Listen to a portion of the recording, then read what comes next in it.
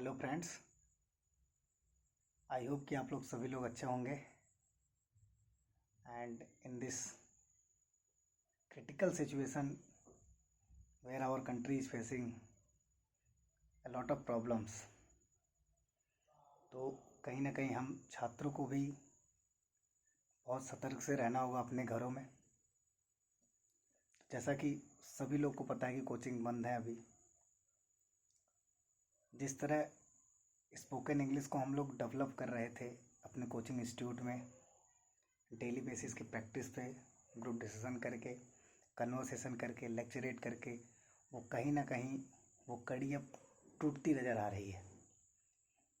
It is not only happening with student, it is happening with trainer also, because practice make us perfect. और जब तक आप practice में नहीं होते हैं तो कहीं ना कहीं वो धीरे धीरे चीज़ें छूटने लगती हैं। ख़त्म तो बिल्कुल नहीं होती, क्योंकि आप फिर भी आपका जुड़ाव उतना ही होता है। तो for me this video is something I was thinking that कि आप लोग के लिए ऐसा कुछ बनाया जाए जिससे आप घर में कुछ चीज़ों को कर सकें। तो उसके लिए मैं कुछ आइडिया लेके आया हूँ, हाउ टू इन्हेंस और how to learn spoken English in this lockdown period at your home, wherever you are right now. Then first and foremost thing, this video is for those students who can speak little bit English and at the same time who can understand more than 90% of the English language. अगर आप 90% से ज़्यादा चीज़ों को English को सुनने से आपको लगता है कि आप उसको कर ले जा रहे हैं, समझ ले रहे हैं, तो ये बिल्कुल वीडियो आपके लिए है। लेकिन बोलने में जब ये बात आती है तो अपना आप अच्छा नहीं दे पा रहे हैं, बिकॉज आप प्रैक्टिस या फिर आप कह सकते हैं कि सीखा नहीं, कभी वर्ड की कमी हो रही है, सारी चीज़ें। तो चलिए बात करते हैं इस पर। तो पहली चीज़ आप लोग को ये करना है कि एक प्रॉपर डेली रूटीन बनाइए अपने लाइफ के लिए भी। बट अगर हम स्पोकन इंग्लिश की बात करें तो केवल आप 1 घंटे देंगे अभी स्टार्टिंग में क्या, हमेशा के लिए 1 घंटे ही देना है।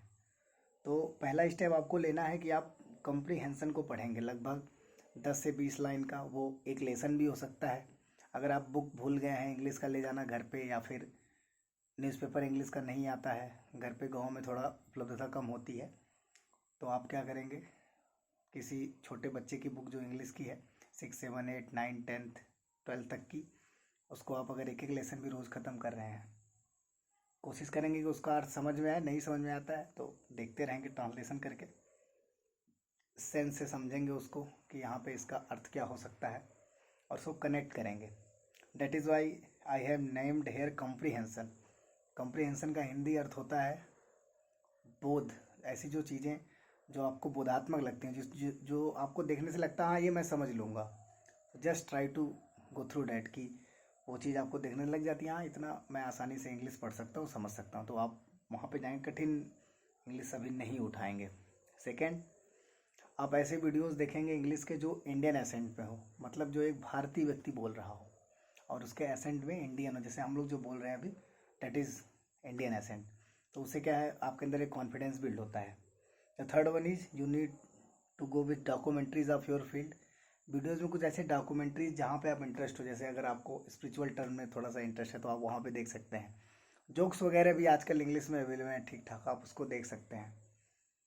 कुछ इंग्लिश मूवीज़, इंडियन एसेंट की तो इंग्लिश मूवीज़ मिलना थोड़ा सा मुश्किल हो जाता है, कोशिश करेंगे कि मिले, मिलता तो नहीं है, तो आप हॉलीवुड मूवीज़ का सबटाइटल करके और उसकी प्लेबैक स्पीड को कम करके देख सकते हैं, धीरे धीरे वो समझ में आने लगती हैं। और यहाँ पे ये ध्यान रखेंगे जहाँ आपका ज़्यादा इंटरेस्ट हो, जिस फील्ड में, ऐसे सारी वीडियोस देखेंगे। जैसे आपका इंटरेस्ट अगर किसी खेल में है तो उसके सारी वीडियोस, क्रिकेट में है तो टेस्ट क्रिकेट में कोई ऐसा कमेंट्री लगाएंगे जो आप पूरे अच्छे तरह से समझ सके, या फिर किसी भी मैच क्रिकेट का। तो ये क्या है, आपके स्पोकन इंग्लिश को जो सीरीज है सीखने की, जो कड़ी है, वो आगे बढ़ाता जाएगा, और आप घर पर भी रह कर एक ठीक ठाक और अच्छे इंग्लिश बोल सकते हैं, जिससे आपकी प्रैक्टिस होती रहेगी। बाकी मुझे उम्मीद है कि ऐसे वीडियोस मैं 2-3 दिन या फिर एक हफ्ते में 1-2 वीडियो बनाऊं, जिससे कि आप लोग का वो ब्रेक, वो सीरीज़ टूटे ना, हम लोग की भी वो सीरीज़ ना टूटे, क्योंकि ये डेली रूटीन फॉलो करना घर पे थोड़ा सा मुश्किल है, बट करना होगा। तो this is all for today. और आप कमेंट में कुछ ऐसे आइडियाज़ आप अपने शेयर कर सकते हैं और स्पेशली जीडी बैच के बच्चे, अगर आपको कुछ लगता है कि हम किसी पॉइंट पे बोलें या फिर किसी टॉपिक पे बोलें जो कि ऐसा पॉलिटिकल इशू ना हो, जो कुछ ऐसा हो कि जिससे आप कुछ नॉलेज गेन कर सके या फिर अपनी फ्लुएंसी बढ़ाने के लिए, कम्युनिकेशन स्किल बढ़ाने के लिए, अगर आपको कुछ डाउट आ रहा है तो आप कमेंट में पूछ सकते हैं। वहाँ पे उस मुद्दे पे मैं अगले सारे वीडियोस धीरे धीरे करके बनाऊँगा। और अगर आप नहीं पूछते हैं तो मैं अपने से बनाऊँगा। तो ये रही आज की चीज़ें, और उम्मीद है कि ये जो मैंने 4 चीज़ें आपको बताई, रीडिंग कम्प्रीहेंशन, इंडियन एसेंट में चीज़ों को सुनेंगे, डॉक्यूमेंट्रीज ऐसा सुनेंगे जो आपके फील्ड का हो, आपके इंटरेस्ट का हो, तो वहाँ से आप अपने इंग्लिश को ब्रश अप कर सकते हैं। गो है, all the best, thank you.